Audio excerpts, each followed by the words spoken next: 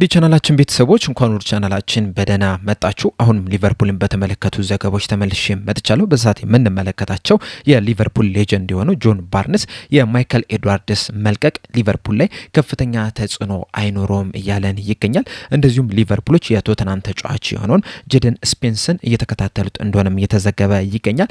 ሚኪ ቫንደቪን እንደዚሁም ደግሞ አሊሰን ቤከርንም የተመለከተም ዘገባም ይኖርናል። እናንተም እስከ መጨረሻው ደቂቃ ድረስ አብራችሁ ቆይታችሁ እንድትከታተሉት ያላችሁን ሀሳብ አስተያየት ኮሜንት ሴክሽን ላይ በመጻፍ እንድታሳውቁኝ፣ ሰብስክራይብ፣ ላይክ፣ ሼር እያደረጋችሁ የቻናሉ ቤተሰብ እንድትሆኑ እንደዚሁም ዲስክሪፕሽን ላይና ኮሜንት ሴክሽን ላይ በሚገኙ ሊንኮችም የቴሌግራም እና የኢንስታግራም ቻናላችንን እንድትቀላቀሉ በአክብሮት እጠይቃለሁ። አሁን በቀጥታ ወደ ዘገባዎቹ የምናመራ ይሆናል። አብራችሁን ቆዩ። በመጀመሪያ የምንመለከተው አሊሰን ቤከርን የተመለከተውን ዘገባ ይሆናል። ከጥቂት ቀናቶች በፊት የሳውዲ ክለቦች አሊሰን ቤከር ላይ ያላቸውን ፍላጎት ድጋሜ ሊቀሰቅሱ ይችላሉ የሚሉ ዘገቦችን ስንመለከት ነበረ።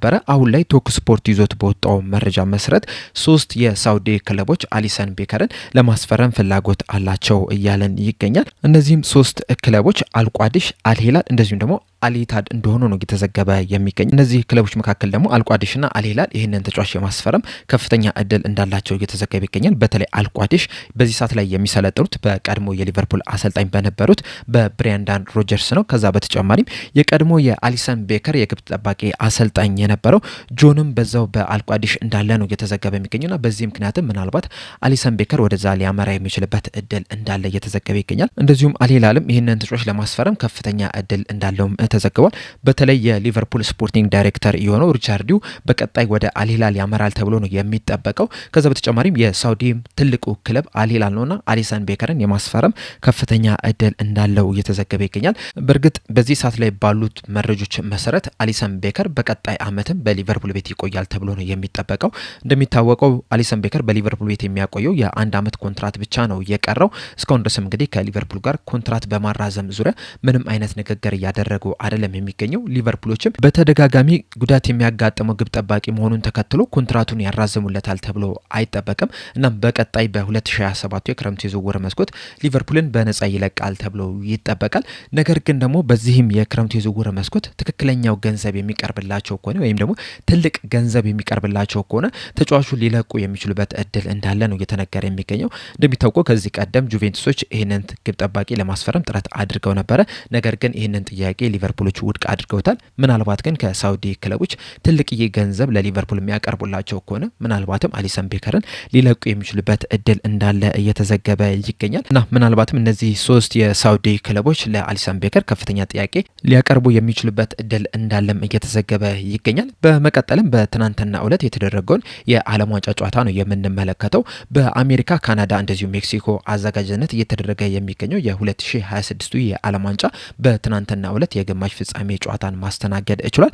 በዚህም የግማሽ ፍጻሜ ጨዋታ ላይ ፈረንሳይ ከስፔን ጋር ተገናኝተው ነበረ።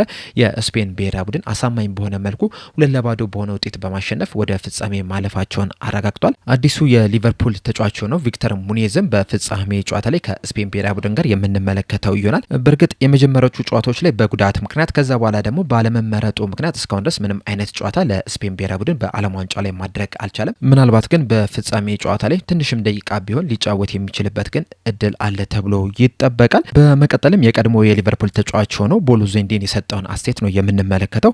በሰጠውም አስተያየት ሚኪ ቫንዴቪን ለሊቨርፑል ጥሩ አማራጭ ሊሆን ይችላል፣ ነገር ግን ደግሞ ትክክለኛው የቨርጅል ቫንዳይክ ተተኪ ነው ብዬ አላስብም እያለን ይገኛል። በተጨማሪም በሰጠው አስተያየት ሚኪ ቫንዴቪን በቶተናም ቤት ጥሩ የሚባል እንቅስቃሴን እያደረገ ነው የሚገኘው።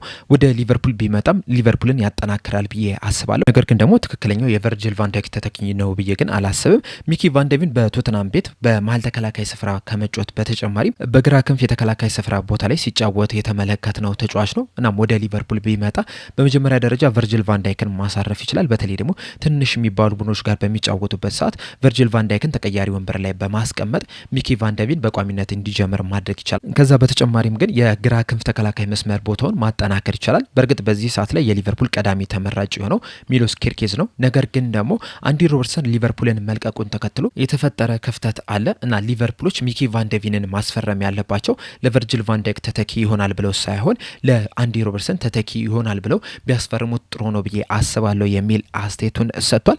እንደሚታወቀው ከዚህ ቀደም ሊቨርፑሎች ቪኪ ቫንደቬንን በቅርበት ሲከታተሉት ነበረ። በተለይ ደግሞ ወደ ቶተናም ከማቅናቱ በፊት ሊቨርፑልን ይቀላቀላል ተብሎ ሲጠበቅ ነበር። ነገር ግን ሊቨርፑሎች ጫን ብለው ባለመሄዳቸው ምክንያት ተጫዋቹን ሳያስፈርሙት ቀርቷል። በስተመጨረሻም ወደ ቶተናም ሊያቀና ችሏል። ሊቨርፑሎች እንግዲህ በዛ ሰዓት በዋነኝነት ሲመለከቱት የነበረው ለቨርጂል ቫንዳይክ ተተኪ ይሆናል ብለው ነበረ።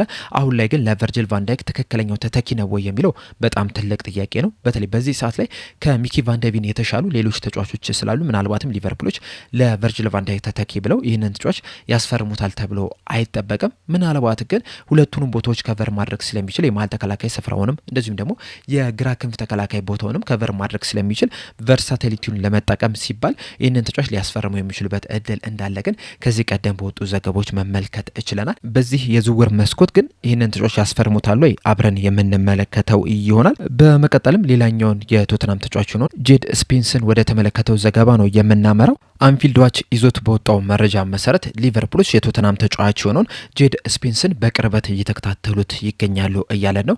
በእርግጥ ዘገባው ይዞ እንደተናገረው ከሆነ ሊቨርፑሎች ይህንን ተጫዋች ከ2023 ጀምሮ ነበር በቅርበት ሲመለከቱት የነበረው። በተለይ 2022-23 የውድድር ዘመን ላይ በሬንስ ባሳየው እንቅስቃሴ በጣም ተማርከው ተጫዋቹን ለማስፈረም ፍላጎት አሳይተው ነበረ። ነገር ግን ገፍተው ባለመሄዳቸው ምክንያት ይህንን ተጫዋች ሳያስፈርሙት ቀርቷል። አሁን ላይም ግን ይህንን ተጫዋች ለማስፈረም ፍላጎት እንዳላቸው ነው እየተነገረ የሚገኘው። በተለይ ደግሞ ይህ ተጫዋች እንግዲህ በቶተናም ቤት ጥሩ የሚባል እንቅስቃሴን እያደረገ ነው የሚገኘው። ከዛ በተጨማሪም ለእንግሊዝ ብሔራዊ ቡድንም በዓለም ዋንጫው ላይ ጥሩ እንቅስቃሴን ማድረግ ይችላል። እንደዚሁም ደግሞ ቨርሳታይል የሚባል ተጫዋች ነው። በዋነኝነት በግራ ክንፍ የተከላካይ ስፍራ ቦታ ላይ ነው የሚጫወተው። ከዛ በተጨማሪም ግን በቀኝ ክንፍ የተከላካይ ስፍራ ቦታ ላይ መጮት የሚችል ተጫዋች ነው። ሊቨርፑሎች ደግሞ በሁለቱም ቦታዎች ላይ ክፍተት አለባቸው። በግራ ክንፍ በኩል ሚሎስ ኬርኬዝ ብቻ ነው ያላቸው። በእርግጥ ኮስታስ ሲሚካስ ወደ ልምምድ ተመልሷል። ነገር ግን በሊቨርፑል ይቆያል ተብሎ አይጠበቅም። ከዛ በተጨማሪም ደግሞ በቀኝ ክንፍ የተከላካይ ስፍራ ቦታ ላይ ጀረሚ ፍሪምፖንግም እንደዚሁም ደግሞ ኮነር ብራድሊም ባለፈው ሲዝን ጉዳት ሲያስቸግራቸው መመልከት እችለናልና እንደ ጄድ ስፔንስ አይነት ቨርሳታይል የሚባሉ ተጫዋቾች ሊቨርፑሎች በዚህ ሰዓት ላይ ያስፈልጋቸዋል። ሁለቱንም ክንፍ ከቨር የሚያደርግ ተጫዋች የግድ ያስፈልጋቸዋልና በዚህ ምክንያት ምናልባትም ይህንን ተጫዋች ለማስፈረም እንቅስቃሴ ሊያደርጉ የሚችሉበት እድል እንዳለ ነው እየተነገረ የሚገኘው። ነገር ግን የዚህ ተጫዋች ወደ ሊቨርፑል የመዘዋወርን ሂደት ሁለት ነገሮች አፌክት ያደርጉታል ተብሎ ነው የሚጠበቀው። የመጀመሪያው ቶተናሞች የሚጠየቁት ገንዘብ ነው። በዚህ በያዝነው የክረምቱ የዝውውር መስኮት ቶተናሞች እንግዲህ ከወዲሁ የተለያዩ ተጫዋቾችን እያስፈረሙ ነው የሚገኙት። እንደሚታወቀው አንዲ ሮበርትሰንን ከሊቨርፑል በነጻ ማርክ ሴኔሲንም ከበርንማውዝ በነጻ ማስፈረም ችሏል። ከዛ በተጨማሪም ግን ቫኒካን በ52 ሚሊዮን ፓውንድ ከብራይተን፣ ማቲያስ ፈርናንዴዝን በ85 ሚሊዮን ፓውንድ ከዌስትሃም እንደዚሁም ደግሞ ሳንድሮ ቶናሊን በ100 ሚሊዮን ፓውንድ ከኒውካስል ዩናይትድ ማስፈረም ችሏል። በእርግጥ አንድ ወጣት ተጫዋች በ40 ሚሊዮን ፓውንድ አካባቢ በሚጠጋ ገንዘብ ወደ ብራይተን መሸኘታቸው አይዘነጋም። እንደዛም ቢሆንም ግን ፒኤስአር ሊያስቸግራቸው የሚችልበት እድል እንዳለ ነው እየተነገረ የሚገኘው። ያንን ነገር ለመቋቋም ፒኤስአር እንዳያገዳቸው ለማድረግ ደግሞ ተጨማሪ ተጫዋቾችን ሊሸጡ ይችላሉ ተብሎ ይጠበቃል እና ምናልባትም ጄድ ስፔንስን ሊሸጡ የሚችሉበት እድል አለ። ነገር ግን ይህንን ተጫዋች ሲሸጡት ደግሞ በቀላል ገንዘብ ይሸጡታል ተብሎ አይጠበቅምና ምናልባት ውድ ዋጋ የሚለጥፉበት ከሆነ ሊቨርፑሎች ይህንን ተጫዋች ላያስፈርሙ የሚችሉበት እድል እንዳለ ነው እየተነገረ የሚገኘው። ከዛ በተጨማሪም ግን ሮበርቶ ዲዘርቪስ በዚህ ተጫዋች ዙሪያ ያላቸው ሀሳብ ምንድን ነው የሚለው ራሱ ሌላኛው ፋክተር ሊሆን ይችላል። ምክንያቱም ይህ ተጫዋች መሸጥ የለበትም ከኔ ጋር እንዲቆይ ይፈልጋሉ የሚሉ ከሆነ ቶተናሞች ይሸጡታል ተብሎ አይጠበቅምና የሮበርቶ ዲዘርቢ ፈቃደኝነትም መጠበቅ ይኖርባቸዋል። ስለዚህ ሊቨርፑሎች ይህንን ተጫዋች ለማስፈረም ፍላጎት ቢኖራቸውም እነዚህ ሁለት ነገሮች ግን ይህንን ተጫዋች እንዳያስፈርሙ ሊያደርጋቸው ይችላል ተብሎ ይጠበቃል። አጠቃላይ ግን ሊቨርፑሎች በግራም በቀኝም ክንፍ የተከላካይ ስፍራ ቦታ ላይ መጮት የሚችልን አንድ ተጫዋች ግን የግድ ማስፈረም መቻል አለባቸው። እንደዛ ካልሆነ በቀጣይ ሲዝን ሊቸገሩ የሚችሉበት ከፍተኛ እድል አለ ተብሎ ይጠበቃል። ነገር ግን ሊቨርፑሎች እንደዚህ አይነት ተጫዋች ያስፈርማሉ ወይ አብረን የምንመለከት ይሆናል።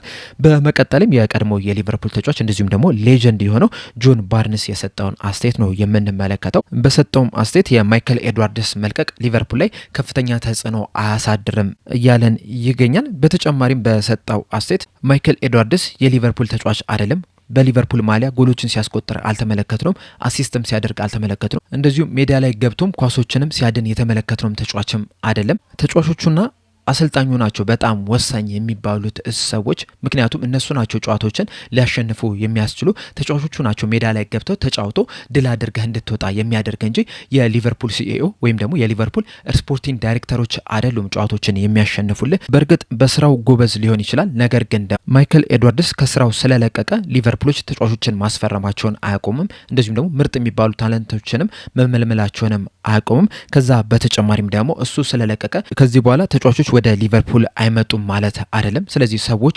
ከእንቅልፋቸው ሊነቁ ይገባል።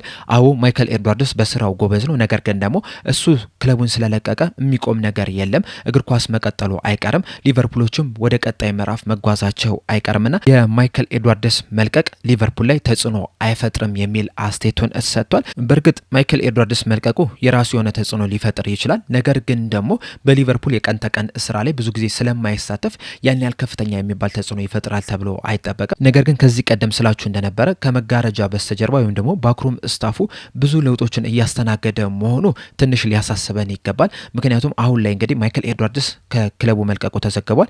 ሪቻርዲዩም በቅርቡ ክለቡን ይለቃል ተብሎ ነው የሚጠበቀው እና እንደዚህ አይነት ሰዎች በተለይ ደግሞ ስፖርቲንግ ዳይሬክተሮች በተቀያየሩ ቁጥር የዝውውር ሂደቱ ላይ ተጽዕኖ መፍጠሩ አይቀርም። ነገር ግን ደግሞ ማይክል ኤድዋርድስ የሊቨርፑል ሲኢኦ ነው የነበረው እንጂ የሊቨርፑል ስፖርቲንግ ዳይሬክተር አይደለም የነበረው። በእርግጥ በአንዳንድ ዝውውሮች ላይ ተጽዕኖ ፈጥሮ ሊሆን ይችላል። እጁን አስገብቶ ሊሆን ይችላል። ወይም ደግሞ ሪቻርዲዮን አግዞት ሊሆን ይችላል። ነገር ግን እንዳጠቃላይ ከተመለከትን ማይክል ኤድዋርድስ ወደ ሊቨርፑል የመጣው አዲስ ክለብ ኤፍኤስጂዎች እንዲገዙ ለማድረግ ነው እንጂ የሊቨርፑል ስፖርቲንግ ዳይሬክተር ለመሆን አይደለም። እንደዚሁም ደግሞ በቀን ተቀን ስራዎች ላይም ብዙ ኢንቮልቭ ሲያደርግ እንዳልነበረ ነው ሲነገር የነበረውና የማይክል ኤድዋርድስ መልቀቅ ሊቨርፑል ላይ ከፍተኛ ተጽዕኖ ይፈጥራል ተብሎ አይጠበቅም። እናንተስ በማይክል ኤድዋርድስ መልቀቅ ዙሪያ ያላችሁ ሀሳብ አስተያየት ምንድን ነው? ከዛ በተጨማሪም በጄደን ስፒንስ በሚኪ ቫንደቪን እንደዚሁም ደግሞ በአሊሰን ቤከር ላይም ያላችሁን ሀሳብ አስተያየት እንዳለ ኮሜንት ሴክሽን ላይ በመጻፍ እንድታሳውቁኝ በአክብሮት እጠይቃለሁ። ለአሁን ግን እኔ እዚህ ላይ አበቃው። እስከ መጨረሻው ደቂቃ ድረስ ስለተከታተላችሁኝ ከልብ አመሰግናለሁ። በቀጣይ በሌላ እስከምንገናኝ ድረስ ግን ሰብስክራይብ፣ ላይክ፣ ሼር እያደረጋችሁ የቻናሉ ቤተሰብ እንድትሆኑ እንደዚሁም ደግሞ የቴሌግራም እና የኢንስታግራም ቻናላችንን እንድትቀላቀሉ በአክብሮት እየጠየቁኝ እዚህ ላይ አበቃለሁ። ቸር ያቆየን።